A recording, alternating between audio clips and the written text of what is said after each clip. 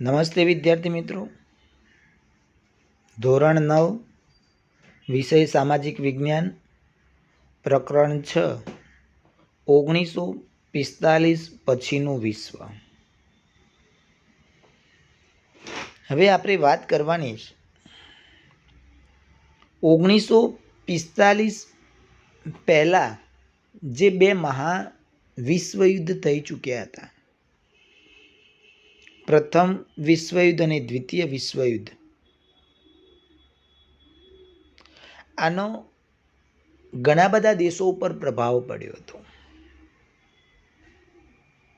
હવે ફરીથી કોઈ યુદ્ધ ન થાય તે માટે વિશ્વની અંદર શાંતિ અને સલામતી જાળવવા માટે એક વિશ્વ સ્તરે એક એવી સંસ્થા જે બનાવવામાં આવી જેને સંયુક્ત રાષ્ટ્રસંઘ તરીકે ઓળખવામાં આવે છે. પ્રથમ વિશ્વયુદ્ધ પછી પણ સંયુક્ત રાષ્ટ્રસંઘની રચના કરવામાં આવી હતી, એને સ્થાપવામાં આવ્યું હતું, પરંતુ તે નિષ્ફળ ગયું હતું. એના પછી દ્વિતીય વિશ્વયુદ્ધ થયું અને દ્વિતીય વિશ્વયુદ્ધ થયું એમાં ભયંકર ખુમારી થઈ. અમેરિકાએ જાપાન જેવા જે દેશ હતો એમાં હિરોશીમા અને નાગાસાકી બે શહેરો પર અણુબોમ્બ ફેંક્યા. પલવાળની અંદર અસંખ્ય લોકો મૃત્યુ પામે. હવે આવું કોઈ વિનાશકારી કોઈ યુદ્ધ ના થાય તે માટે વિશ્વ સ્તરે સંયુક્ત રાષ્ટ્રસંઘની સ્થાપના કરવામાં આવી, જે 24મી ઓક્ટોબર 1945ના રોજ. હવે એનું ખતપત્ર શું હતું ભાઈ? સંયુક્ત રાષ્ટ્રોનું ખતપત્ર એટલે કે એમાં કયા મુદ્દાઓ હતા, કયા હેતુના કારણે તે સંયુક્ત રાષ્ટ્રસંઘને સ્થાપવામાં આવ્યું હતું. તો પહેલા નંબરે આપણે જોઈએ તો આંતરરાષ્ટ્રીય શાંતિ અને સલામતીની સ્થાપના કરવી. પહેલો જ મુદ્દો સંયુક્ત રાષ્ટ્રસંઘનો પહેલો જ હેતુ એ કે આખા વિશ્વની અંદર શાંતિ અને સલામતી જળવાય. એના પછી કોઈ શાંતિને અવરોધરૂપ કોઈ પરિબળ હોય અથવા તો કોઈ બીજો દેશો હોય તો એને અટકાવવાના, એને સમજાવવાના. આક્રમણ કે શાંતિભંગ કૃત્યોને દબાવી દેવા માટે અસરકારક સામૂહિક પગલાં ભરવા. દરેક રાષ્ટ્રીય આંતરરાષ્ટ્રીય ઝઘડાઓનો શાંતિમય સાધન દ્વારા ઉકેલ લાવવો. કદાચ કોઈ બે દેશો વચ્ચે કોઈ વિવાદ ઊભો થયો હોય તો બીજા બધા દેશો જે જોડાયેલા છે એમાં અલગ અલગ સમિતિઓ બનાવવામાં આવેલી છે, અલગ અલગ કામ સોંપવામાં આવેલું છે. તો જે સલામતી સમિતિ છે એ તેને નિરાકરણ, એ બે દેશો વચ્ચેના વિવાદનું નિરાકરણ લાવવાનું કામ કરશે. આત્મનિર્ણય તથા સમાન હકના પાયા ઉપર રાષ્ટ્ર વચ્ચેના મૈત્રીપૂર્ણ સંબંધો વિકસાવવાના તથા વિશ્વ શાંતિ જાળવવા તમામ યોગ્ય પગલાં ભરવાના.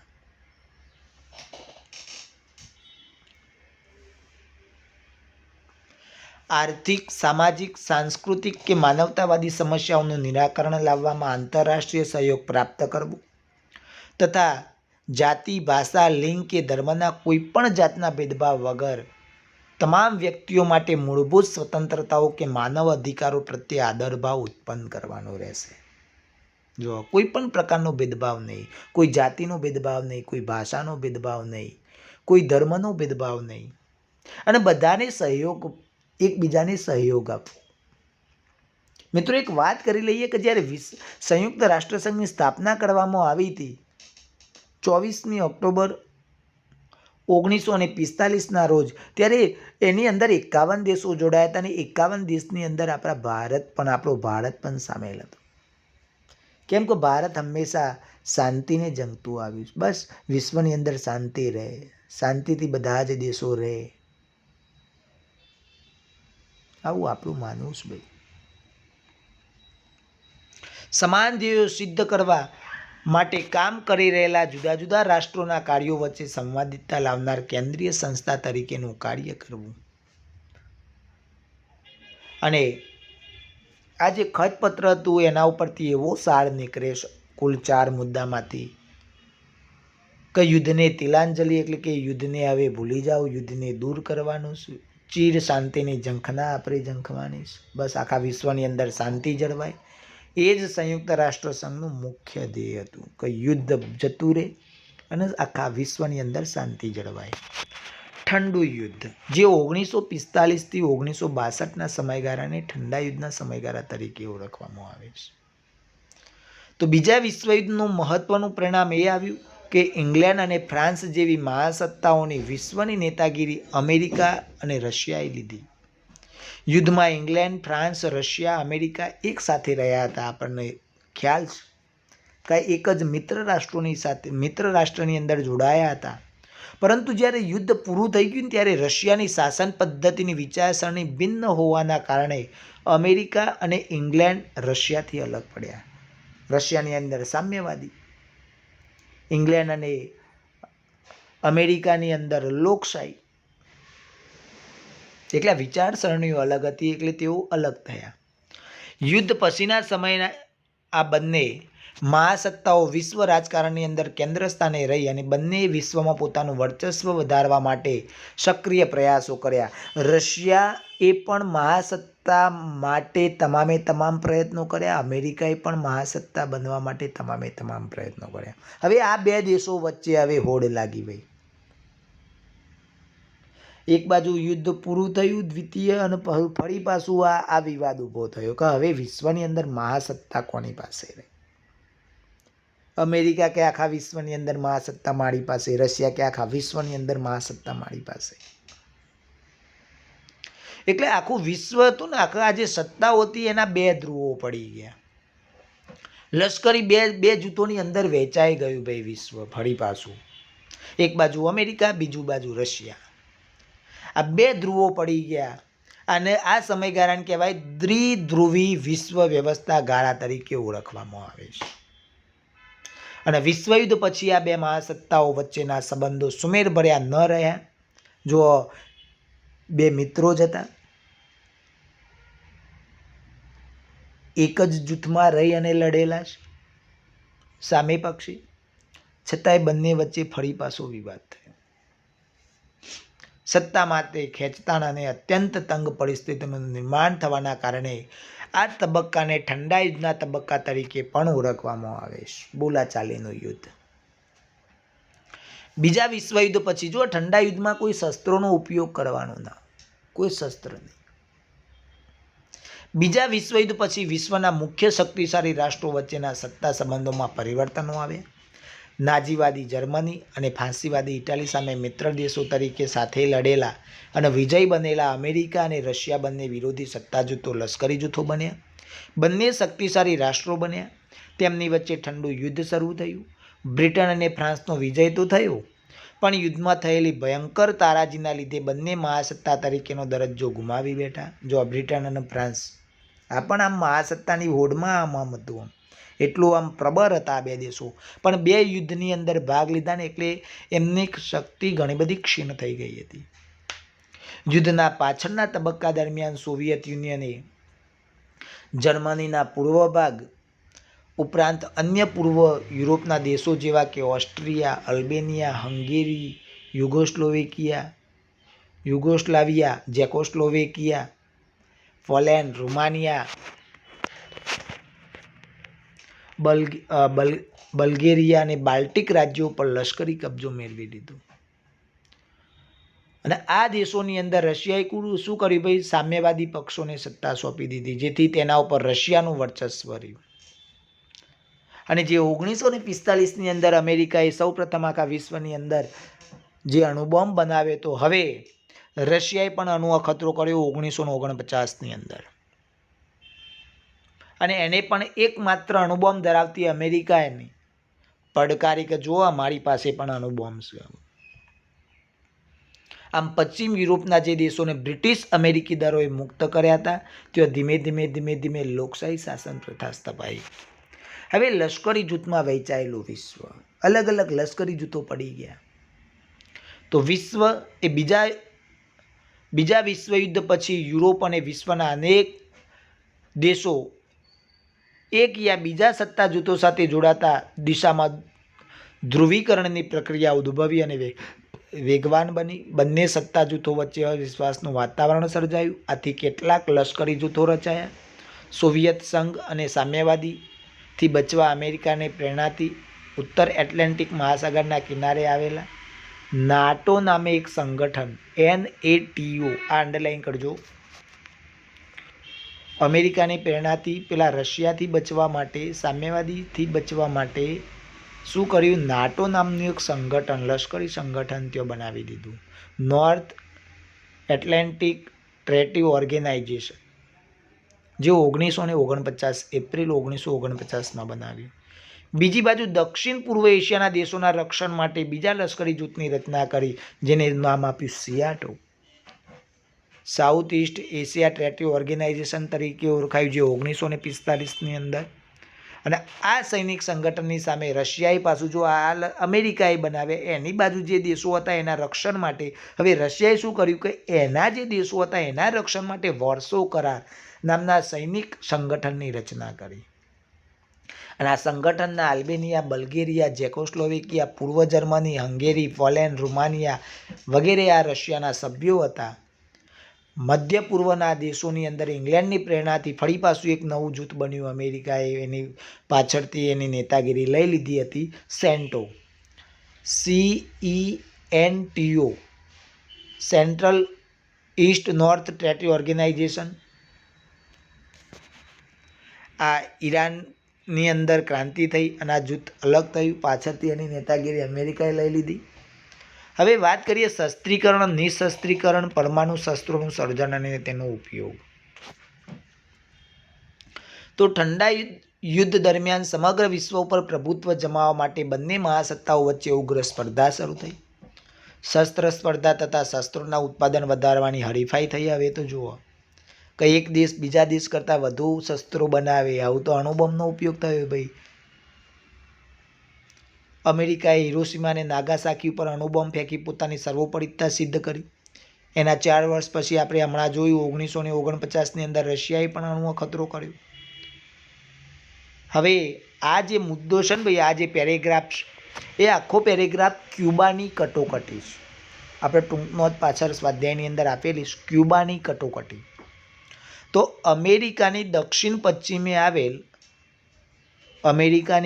દક્ષિણ પશ્ચિમે એક દેશ હતો અને એ દેશની અંદર સામ્યવાદી શાસન પ્રથા હતી અને એનું નામ હતું ક્યુબા. આની નાકાબંધી અમેરિકાએ 1961-62 દરમિયાન કરી. અમેરિકામાં લોકશાહી હતી, ક્યુબામાં સામ્યવાદી હતી અને સામ્યવાદી એ રશિયા સાથે હતા દેશો. એટલે અમેરિકાના આક્રમણના ભયથી ક્યુબાનું રક્ષણ કરવા માટે શું કર્યું? સોવિયત યુનિયન, જે રશિયા સાથે જે 14 દેશો જોડાયા હતા, આખું જે યુનિયન કહેવાય, એમને ખ્યાલ આવ્યો કે ભાઈ ક્યુબાની નાકાબંધી અમેરિકાએ કરીશ, એટલે શસ્ત્રોથી સજ્જ એવા જહાજો કેરેબિયન સમુદ્રની અંદર વહાણો મોકલી દીધા ક્યુબાના રક્ષણ માટે, કે કોઈ આંચ પણ ના આવે ક્યુબાને. બંને મહાસત્તાઓ એકબીજાને પરમાણુ શસ્ત્રો ઉપયોગ કરવાની ધમકી આપી. પહેલાં કે તમે પરમાણુ બોમ્બનો ઉપયોગ કરશો તો અમે કરીશું, અમારી પાસે હશે, આ ક્યુબાને છોડી દો. રશિયાનું એવું કહેવું હતું. છેવટે અમેરિકા અને સોવિયત યુનિયનના વડાઓ વચ્ચે પહેલી વખત હોટલાઇન ઉપર વાતચીત થઈ બંને વડાઓ વચ્ચે, જેથી સોવિયત યુનિયને પોતાના વહાણો પાછા વાળવાનો નિર્ણય કર્યો. જો આ એક યુદ્ધ થતાં રહી ગયું, આ ઘટના ટળી ગઈ ભાઈ. આ ઘટનાને ક્યુબાની કટોકટી તરીકે ઓળખવામાં આવે છે. આથી બંને મહાસત્તાઓ વચ્ચે પરસ્પર સંદેશાની આપલે શરૂ થઈ. પછી તો ભાઈ વાતચીતમાં માની ગયા ને એટલે પછી યુદ્ધ ના થાય. અને જો યુદ્ધ થયું હોત તો પછી ક્યારે બંને વચ્ચે સંદેશાની આપલે ના થયું હોત. બંને મહાસત્તાઓ વચ્ચે ગેરસમજણ દૂર થવાનો માર્ગ મોકળો બન્યો. બંને મહાસત્તાઓએ પરમાણુ શસ્ત્રનો ઉપયોગ ન કરી એક સારું એવું કામ કર્યું, માનવ કલ્યાણનું કામ કર્યું કહેવાય, લોકોને બચાવી લીધા. આથી જ ક્યુબાની કટોકટીને અંડરલાઇન કરજો, ક્યુબાની કટોકટીને ઠંડા યુદ્ધના અંતના આરંભ તરીકે ઓળખવામાં આવે છે. અમેરિકાના સોવિયત યુનિયન અને બ્રિટન પરમાણુ શસ્ત્રોનું નિશસ્ત્રીકરણ અને પરમાણુ શસ્ત્રોના પરીક્ષણ અને ઉત્પાદન અને ઉપયોગ કરવા ઉપર પ્રતિબંધ મૂકવા માટે સહમત થયા. અને આંશિક પરમાણુ અખતરાબંધી સંધિ તરીકે ઓળખવામાં આવે. જો રશિયા, બ્રિટન અને અમેરિકા 3 ભેગા થયા અને એમને નક્કી કર્યું ભાઈ આંશિક પરમાણુ અખતરાબંધી સંધિ. હવે આપણા વિશ્વની અંદર એવું કહીએ કે હવે કોઈ દેશ પરમાણુ અખતરો કરે જ નહીં. આ 3 દેશો પાસે તો હતા જ ભાઈ. જો એને પહેલાં સૌ પ્રથમ ચીને આ સંધિ પર હસ્તાક્ષર કરવાની ના પાડી દીધી, કેમ કે ભાઈ તમારી પાસે છે ને અમે શું ગુનો કર્યો છે. એટલે ચીને 1964ની અંદર આનો અખતરો કર્યો. આ સંધિ શું હતી ભાઈ? જે પરમાણુ અખતરાબંધી સંધિ એ ભેદભાવયુક્ત હતી. પેલા જો 3 દેશો પાસે હતી ને એ બધા બીજા દેશોને એવું કહેતા હતા કે તમે ના આવે કોઈ પરમાણુ અખતરો કરો. ચીન સિવાય સંયુક્ત રાષ્ટ્રોની સલામતીના કાયમી સભ્ય રાષ્ટ્રો હતા. પરમાણુ શસ્ત્રો, વિઘાતક રાસાયણિક, જૈવિક શસ્ત્રો અને તેમજ દૂરના અંતર સુધી પહોંચાડી શકાય તેવા પણ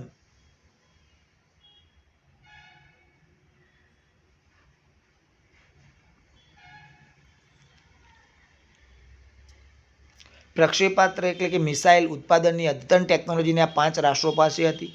મનુષ્ય જાતિનો, સમગ્ર સૃષ્ટિનો, આખા જગતનો અનેકવાર વિનાશ કરી શકે તેવા રાષ્ટ્રોનો ભય નીચે દબાયેલું હતું વિશ્વ.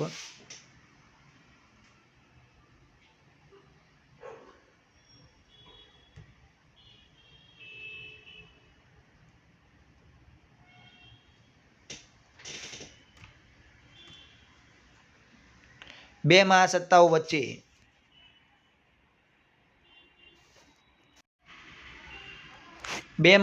વચ્ચે ઠંડા યુદ્ધની તીવ્રતા ઘટતા તેમની વચ્ચે સંબંધ સુધાર પ્રક્રિયા શરૂ થતાં મહાસત્તાઓએ પરમાણુ શસ્ત્રો પર મર્યાદા મૂકતી અને તેમાં ઘટાડો કરતી સંધિઓ પર હસ્તાક્ષર કર્યા. ભારતે પણ આ સંધિઓ આવકારી, પણ તે હંમેશા નિઃશસ્ત્રીકરણની હિમાયત કરે છે. જ્યાં સુધી પરમાણુ શસ્ત્રોનું સંપૂર્ણ નિઃશસ્ત્રીકરણ થાય નહીં ત્યાં સુધી વિશ્વ પરમાણુ શસ્ત્રોના જોખમમાંથી મુક્ત બની શકશે નહીં. આપણે ભારતે પણ હિમાયત કરી છે કે આ ભેદભાવવાળી સંધિ તો ખરી જ, બરાબર. હા, અમે એનો ઉપયોગ નહીં કરીએ. પરમાણુ શસ્ત્રનો ઉપયોગ પહેલાં નહીં કરીએ ક્યારેય.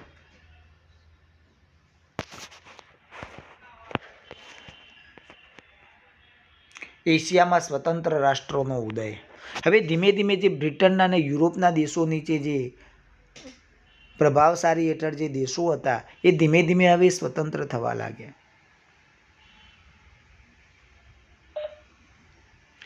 બીજા વિશ્વયુદ્ધ દરમિયાન એશિયાના પરાધીન દેશોમાં સ્વતંત્રતાની ચળવળો શરૂ થઈ ચૂકી હતી. ભારતમાં બ્રિટિશરોની ભેદભાવભરી નીતિના કારણે આઝાદી સાથે ભારતના 2 ભાગલા પડ્યા અને ભારત અને પાકિસ્તાન એમ 2 સ્વતંત્ર રાષ્ટ્રો અસ્તિત્વમાં આવ્યા. આઝાદીની લાંબી લડત પછી ભારત દેશ આઝાદ થયો 1947ની અંદર. ત્યાર પછી શ્રીલંકા 1948માં, એના પછી ઇન્ડોનેશિયા 1949માં. એમ ધીમે ધીમે એશિયાના દેશો લાઓસ, કંબોડિયા આ પણ દેશો સ્વતંત્ર થયા.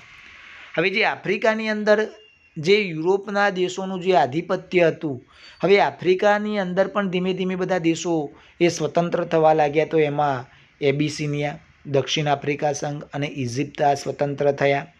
ત્યારબાદ એક સમય એવો આવ્યો 1961થી 1966 સુધીના સમયગાળાની અંદર 40 જેટલા નાના મોટા દેશોએ સ્વતંત્રતા પ્રાપ્ત કરી લીધી. સામ્રાજ્યવાદી સત્તાઓ વિશ્વના પોતાનું પ્રભુત્વ જતું કરે તેમ ન હતી, તેથી તેમને સત્તા ટકાવી રાખવાના પ્રયત્નો શરૂ પણ કર્યા હતા.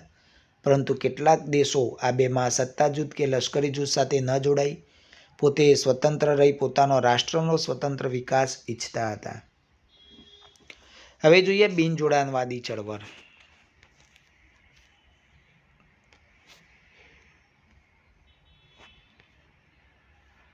ભાઈ અહીંયા સુધી રાખીએ છીએ. વધુ વાત આપણે બીજા ભાગની અંદર કરીશું.